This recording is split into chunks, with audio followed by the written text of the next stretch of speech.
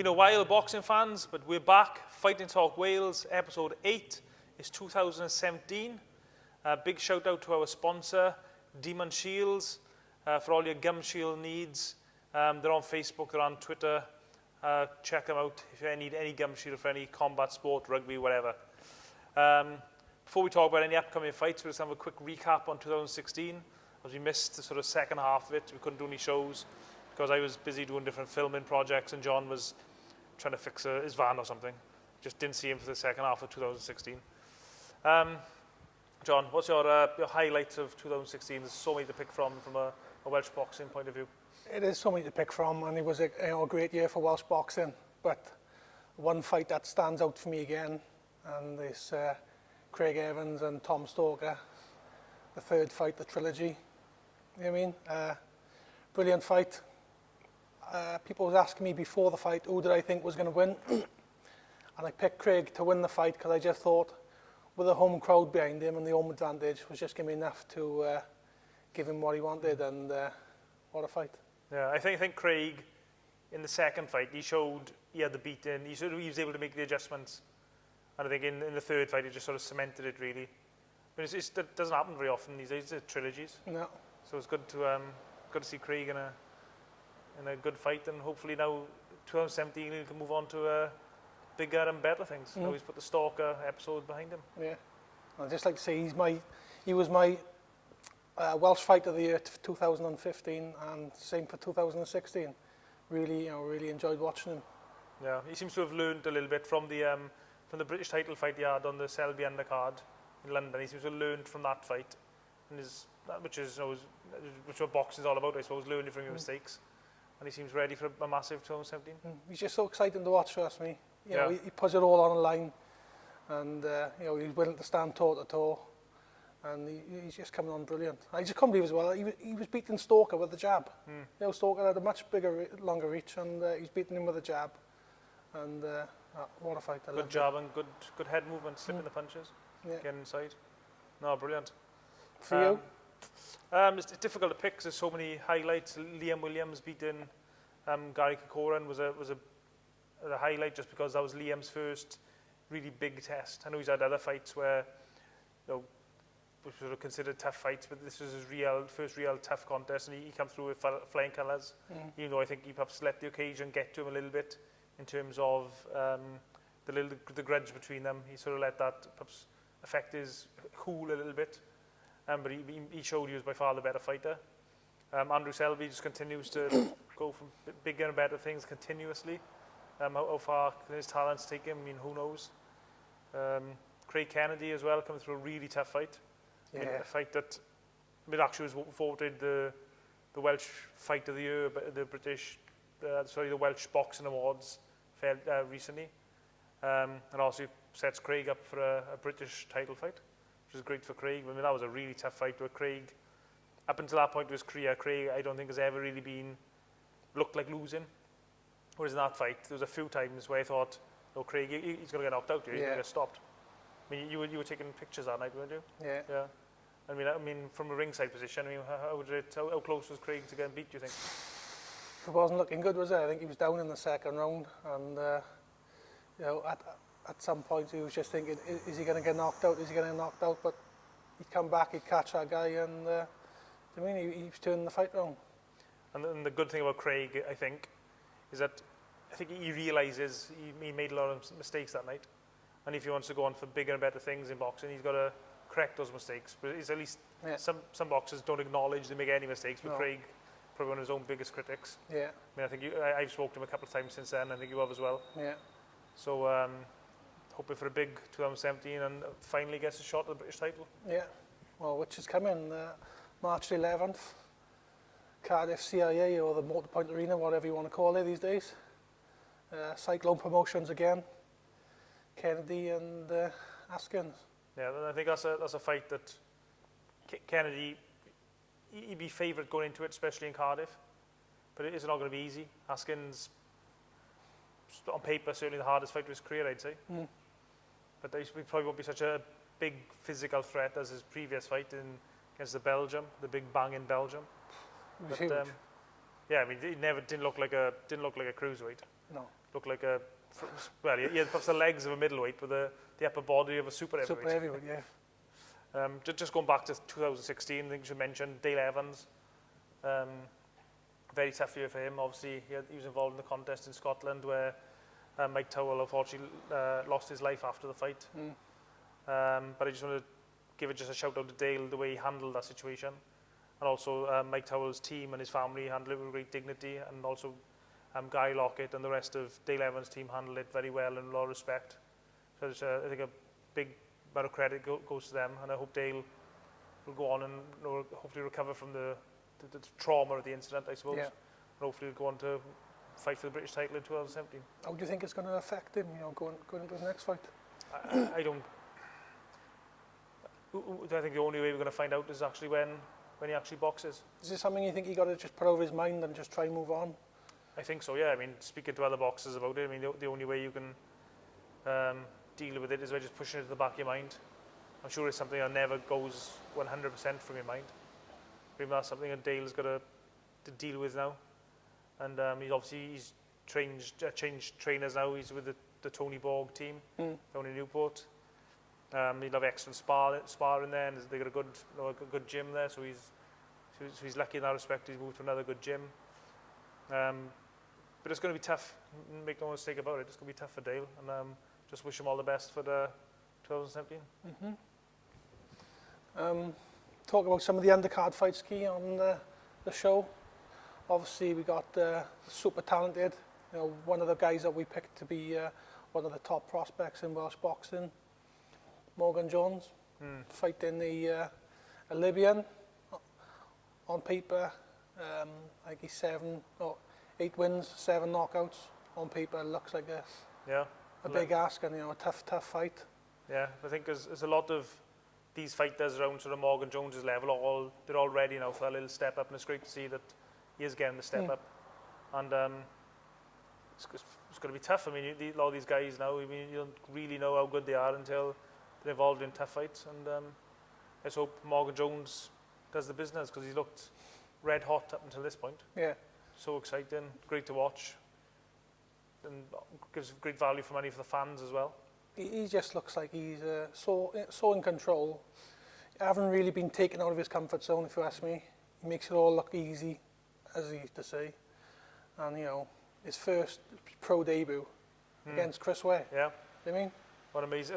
Looking back, that's just to be involved in a 50-50 fight in your pro debut is pretty much unheard of, really. Not very often that happens. So yeah, looking forward to seeing him step up and see what he's all about. I think Nathan Thorley is hopefully going to be involved in a big fight. There's a few rumours going around. I've been asked not to say anything at this point, although by the time you watch this, the fight might be announced. So, but he's hopefully going to be involved in a big fight. But he is on the undercard. He's been on the... Yeah, he's on the undercard, but his opponent's yet to be announced, I think. Whether there's going to be, we've been told, is another thing, but if it is... Should be a big fight for Wales. Should be a good fight. I'm just glad that these fights are taking place now. Because, you got to build fighters up, and we appreciate that. But fans like to see 50-50 fights or 60-40 fights. And that'll certainly get all the people who support grassroots Welsh boxing excited. Definitely. And we've also got the big man, Dorian Darch. Always exciting to watch. Yeah, love watching Dorian fight. Probably one of the most, when the interviews I done with him last year, probably one of the most honest interviews, where he just said basically he likes boxing because it keeps him out of the pub. Yeah. Which is a fair assessment. You get a lot of boys who say, I'm the one, give me, let me fight him. Dorian knows where he is. And he's very level-headed. Yeah. But when he gets in that ring, no matter who he's fighting, like when he fought Anthony Joshua, he went to have a go, didn't he? Yeah, definitely. Always exciting, always gives value for money, and always fun to watch, really, which is what it's all about at any level, really. Yeah. And with the right matchmaking, Dorian can be involved in some exciting fights. Also on the show is Jonathan O'Kelly. Yeah. I think you interviewed him in his last fight. That's right, yeah. Very nice guy. I think first time I've ever watched him box, I think. Can't ever remember watching him box as an amateur, but again, another very level-headed guy. I think in his amateur days, he was a puncher. And I think in his pro debut, he went out there looking for a knockout. Yeah. Whereas when he's fighting a tough journeyman who's there to survive, just the knockout wasn't there. And it was good to listen to Chris Davis, his trainer in the corner, shout out the instructions, trying to keep calm. Because a couple of times you could see him almost ready just to throw everything at this guy, throw the kitchen sink at him, but Chris was there, keeping him cool, keeping him calm, keeping him working behind the jab, which is obviously what a good pro is. Yeah. Can't knock a lot of these guys out. That's the thing, you know, as a seasoned amateur, he knows what he got to do. Then when you take his time, look for the shots, but then he steps over the pro, you know, you've still got the same experience, but because it's your debut, you want to impress, don't you? I'm not sure. I think he only had about 15, 16 fights as an amateur. Maybe 17's in my head for some reason. Yeah. But I think he knocked out most of them, so I think he's probably just used to hitting people, Yeah. them falling over. But I suppose the difference in the amateurs is that in an amateur fight, they both had to win. A lot of these journeymen, in all due respect, they just had to try and survive and move on to the fight the next week or in a few days' time. But that'll be a good learning curve for him. You know? If he'd went in there and blew him out in the first, second round, he's going to go into his next fight thinking he can do the same thing. Yeah. Whereas if he's taken the distance, he knows what it's all about. Yeah, another fighter who's got a fight coming up on the March card is Chris Jenkins. Yeah. Chris, of course, I think it was only the one fight in 2016 out in Ireland. Where I felt he was a bit harshly judged. I thought Chris had that fight by a couple of rounds. Yeah. And reading on social media, I think even on an Irish website, an Irish boxing website or Facebook page, quite a lot of people had Chris winning that fight. So hopefully Chris can get back to winning ways in 2017. Yeah. A great character. I know you know Chris quite well. Yeah. Great performance, I thought. You know, it was his first fight after almost a year or year and a half out of the ring. I mean, I'd like to see, you know, if he'd gone into that fight with a few fights under his belt before it, I think he would have won it even easier. And he took the fight quite short notice as well, wasn't it? 3 or 4 weeks, I think. Yeah. It was a big ask when they got out in Ireland. Yeah, I mean, could get this next fight under his belt and then ask for a rematch. I know probably that the guy he lost to probably wouldn't want the rematch with Chris. No. But I mean, I think Chris is. I thought Chris won the first time round. He could certainly win the second time round as well. But it was a good fight, and you know, it was a fight I'd like to see again. It was entertaining, wasn't it? Yeah, definitely. Yeah, a really good fight. I mean, Chris was down in the first round, was there? I think. Yeah. And he did done well to recover and get things back on track. It was more of he was a good shot, but Chris was standing square on. Was, you know, if you caught square on, it's easy to go down. Yeah. I don't think he was that hurt. No. You know, he actually come back and caught the other guy with a cracking body shot towards the end of the round, and he was hanging on. I suppose getting knocked down in the first round just means you're 2 points behind on the card straight away is the big thing. Yeah. With the 10-8 round. But Chris done well not to panic and not to sort of let the knockdown get to him too much. Yeah. Also on the show as well is Jason Sillett. Prospect, you know, exciting prospect, but in his last fight against Henry James, I think Sillett was the favourite going in, but Henry caught him early on in the round, dropped him, and he didn't seem to recover after that. So, you know, it'll be good to see, you know, how he moves on from a loss and how he progresses on, you know, because he's a talented young lad. Yeah, it'd be interesting sort of to have a setback like that so early in your career. It'd be interesting to see how he recovers. I mean, if he recovers, you never know. I mean, it might not sometimes psychologically. But yeah, it'd be interesting to see what happens. And also Ashley Brace. Yeah, I love watching Ashley fight. One of the highlights, actually, you mentioned the highlights earlier on. One of the highlights of 2016 was after Ashley won her last fight. I was there filming with my small little video camera, and Ashley had a big army of fans. She runs her own boxing gym. Must have been about 20 children under the age of perhaps 13, 14, all waiting for her. And as soon as she walked out, I mean, she only slittled herself. And she walked out, and all of a sudden, all the children just ran towards her and lifted her up. And I think I put it on my Facebook page. It was a great moment that she means so much to these kids, and she must be quite an inspiring figure for them. So it's great. Yeah. And obviously, she'll be picking up some titles soon. You know, the way she's progressing, do you think? Yeah, definitely. Because I mean, the depth of women's boxing isn't as much as men's. So you can be fighting for titles a little bit earlier, and Ashley's very good boxer anyway. So yeah, definitely within maybe get this fight out of the way, and then possibly look at a title fight of some description. Yeah. I myself don't really like watching women's boxing, but when you watch Ashley, it isn't like watching women's boxing, if that makes any sense. You know what I mean? She's beautiful to watch, isn't she? Yeah, yeah. I know what you mean. Yeah, she just boxes. It's like just watching another boxer. Yeah. Not a female boxer. Yeah. Yeah. The March 11th show is looking a really good show already. I think I'm expecting probably a few more fights to be announced as well. I've heard a few rumours. Yeah. I think you know there's a couple of fights coming up, John? Yeah. March the 17th, Dai Davies. Been doing well in the last couple of fights. You know, a few good wins. Supposedly fighting for final eliminator. But apparently now March the 17th he is fighting in the final eliminator for a commonwealth title against Ryan Doyle. So, you know, let's hope you know, he comes through that and does get this fight for the title. Dai definitely deserves to be fighting for the British title or the Commonwealth title.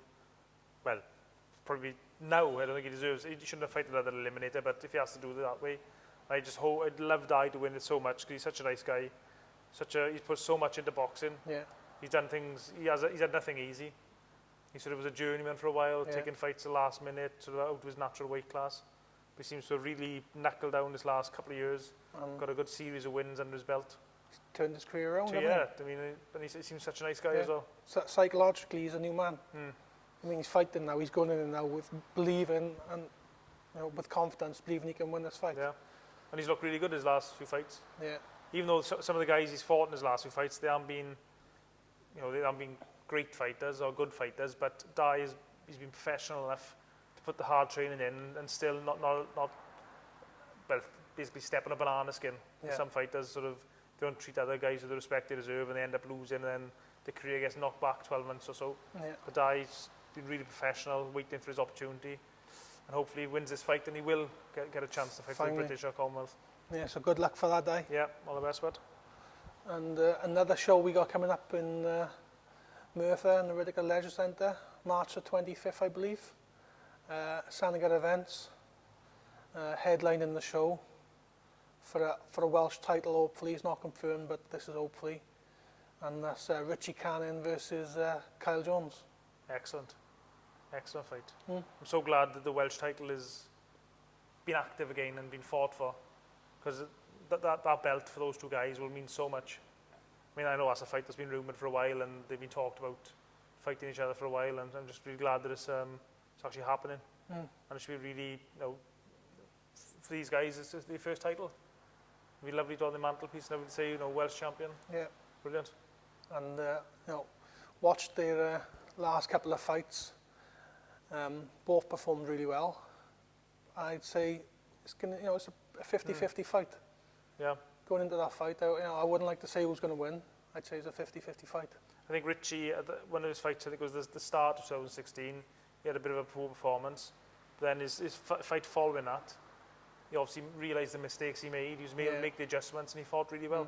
Kyle Jones had a little setback with doing the weight wrong, and he had a bit of a bad performance as well. But yeah, good. It's good to see these fights happening. Yeah, and I think they've got a deal with S4C or Channel 4 now as well, so that'll probably go out live. Yeah, excellent. Yeah, I mean, it's good as well. I think that I think a lot of credit's got to go to Sanagars for keeping Welsh boxing going, especially grassroots boxing, because a lot of these guys, if it wasn't for Sanagars, they wouldn't be boxing in Wales. No. They probably wouldn't. They'd have to probably just either be journeymen or not be professional boxers, probably. And you know, they've also opened up the eyes of other promoters. You know, other promoters are taking notice now. Yeah. Like Byron McGuigan he's coming down with with the promotion. You know, obviously Frank Warren, I've seen that we can sell tickets, and you know, he's started coming back to Wales. Yeah, that's great. Yeah. And it just gives opportunities to other Welsh boxers then as well. I think the key is just good matchmaking. If attractive fights are made, that show that the fans will buy tickets. Yeah. Another Welsh fighter in action, key we haven't given mention, is Jay Harris. He's got a fight coming up. I think Jay was actually for the Welsh Boxer 2016 and the recent Welsh Boxing Awards. I think the shortlist was Selby, Jay Harris and Ashley Brace. I mean, Selby actually won it. Andrew Selby's up and coming fighter of the year. But shows how good Jay is, the fact he is on the shortlist. Yeah. What do you think of him as a fighter? Yeah, really, really exciting. I mean, I remember watching him quite a few times as an amateur. Seen him box Daniel Chapman a few times. They were sort of around the same weight. There's not many guys around that weight as amateurs, so they'd box each other sort of every other month, it seemed almost. But yeah, doing really well, progressing well, and hopefully now he's ready to make that the next step. There's quite a few Welsh boxers now who are sort of ready to make that next step into big sort of fights, and he's one of them. Yeah. And I just hope he gets the credit. He's sort of the recognition, the publicity he deserves, just as being a smaller guy. Sometimes those guys tend to get forgotten about a little bit. So I just hope he gets the recognition he deserves. I think he will. You know, people have been impressed with him. His hand speed is incredible. And you know, if you throw a shot at him and you miss, he's going to catch you. He'll counter. And just to the point there, we talk about promoters. Just as if any promoters are watching this now, I think personally, there's a big opportunity for a promoter to put a show on in the sort of Swansea area, because you've got guys like Chris Jenkins, Dale Evans, Jay Harris. That's just three. Zach Davies. I mean, Enzo Macronelli is, well, I don't know if he may or may not be still boxing now, but no, there's a number of guys from that area who all sell tickets. Yeah. And I think a show in Swansea area would do really well. Chris Ware possibly, if you know what's going on with Chris. Yeah, Chris, I mean, it'd be great to see him back in action. I don't think it's going to happen, but he's just got too many other business interests. He's a busy man, isn't he? Yeah, but I think it's a great opportunity for a show around Swansea boxers or West Wales boxers. Yeah. If any promoter out there fancies the job. Another massive fight for Welsh boxing in 2016. Nathan Cleverly beating Jürgen Bremer. I think Nathan was meant to fight Bremer for the world title like 5 or 6 years ago, when I first started getting involved in sort of reporting on boxing. Finally, the fight's happened. What did you think of Nathan on the night? I mean, he won the fight.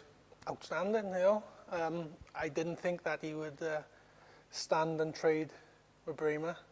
I mean, because obviously Bremer, I thought he was the stronger man, and that's obviously Bremer's tactics. But he stood and trade with him, and well, he was just throwing fours, fives, and sixes. Just wasn't letting up, was he? To be honest with you, watching the fight on TV, I thought Nathan's got his tactics wrong here. I got to be honest. Yeah, I was thinking that he's basically, because Nathan was throwing loads of punches, but Bremer seemed to be landing the better, more solid shots. Yeah. And I was just thinking to myself, Nathan, you got the wrong tactics here.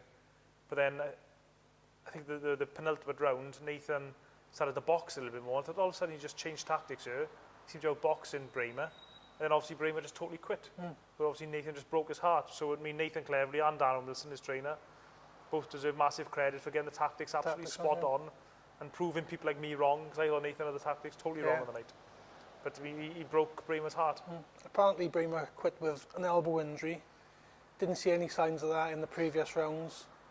But then when he quit, obviously that's what he was saying. But like you said, I think Nathan, because of the pressure and the amount of punches he was throwing, I just think Bremer thought, I don't want to be in this fight. Yeah. I think maybe he didn't prepare for it right, and just didn't want a night of hell. Yeah. So I mean, there is talks of a rematch with Bremer. I think the date's actually April the 8th is the date I've heard, which is also the date of Liam Williams fighting Liam Smith. So I don't know if that date is going to be confirmed or if that is the date, but that's the date I've heard. It's potentially for the rematch. But I've also heard as well that Bremer doesn't want the rematch, so I don't know if Nathan will be looking for another opponent. But with Nathan, with that world title, and also only the WBA regular light heavyweight title, it just means another Welsh fighter with the belt. And hopefully Nathan perhaps can headline some shows back in Wales and bring big fights back to Wales. Yeah, definitely. We just mentioned the Liam Williams fight there. I mean, Liam Williams, right from the start of his career, a lot of pressure has been put on him by sort of not so much people outside of Welsh boxing, but people inside boxing who knew a lot about Welsh boxing, the amateurs, knew Liam was a really good fighter, and people have been keeping a close eye on him as his career's progressed. And fighting Liam Smith, I don't think it's been announced yet for the world title, but there's a big chance it could be for the vacant WBO light middleweight, or what's called these days, junior middleweight title. Yeah. But that fight, I think, is massive for Welsh boxing, because if Liam can win that, Liam Williams, he has the potential to be a superstar of Welsh boxing, I believe. Definitely. It's been talks of this fight, haven't it, for the last 2 years.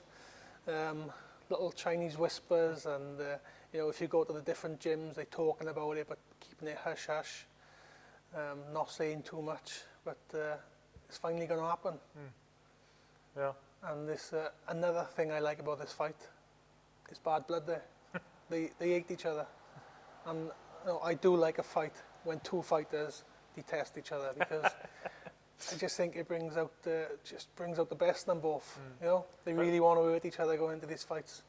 Well, I hope from Liam Williams' sake, being a little bit biased, that he doesn't let that all. I hope he's learned from the Gary Corcoran fight. Yeah. Where sometimes if you let your emotions take over, sometimes it can actually work against you in boxing. So I'm sure his trainer Guy Lockton will be telling him and make sure to stick to your game plan, stick to your boxing, and don't let the event or the whole occasion get you. But I think from Liam Williams' point of view, that he's had this fight at a perfect time. He's just getting better and better and better, improving with every fight. He's got a massive fan base in Wales, when you consider really hasn't fought above British level yet. But I mean, his support in Wales, especially in the Ronda, is huge. And Liam Smith, of course, is coming off a loss. So that's going to be whatever way, I don't care what Liam Smith's people say, coming off a loss, there is going to be a bit of doubt in your mind. Yeah. Like you say, timing's perfect. He's come off a loss. Liam Williams is on a roll. Let's hope he. And as well, I think we might have actually seen the best of Liam Smith, whereas I got a feeling we still haven't seen the best of Liam Williams. Remember, he's only very young, in his early 20s. Yeah. And people sort of mature and they sort of 27, 28 as a professional boxer generally. So I still think the best is yet to come. Yeah, he is improving, he is learning. In his last fight, all right, he didn't blow that guy out of there. That guy was no big name, but it's harder sometimes when you're in somebody who's there just to survive. I mean, and like I say, we've got the best to come on Liam Williams. Yeah, so there's so many things to be excited about for Welsh boxing for 2017. And there's quite a few, so many good boxers out there. We haven't mentioned some guys like Alex Hughes, Robbie Turley, Jamie Evans. There's so many guys coming through. Yeah. And we obviously hope for all the best. We hope to see many exciting fights in the near future. So stay tuned for the next episode of Fight and Talk Wales. From myself, Ciaran Gibbons, and Zach Dingle, John Scriven. So see you all again.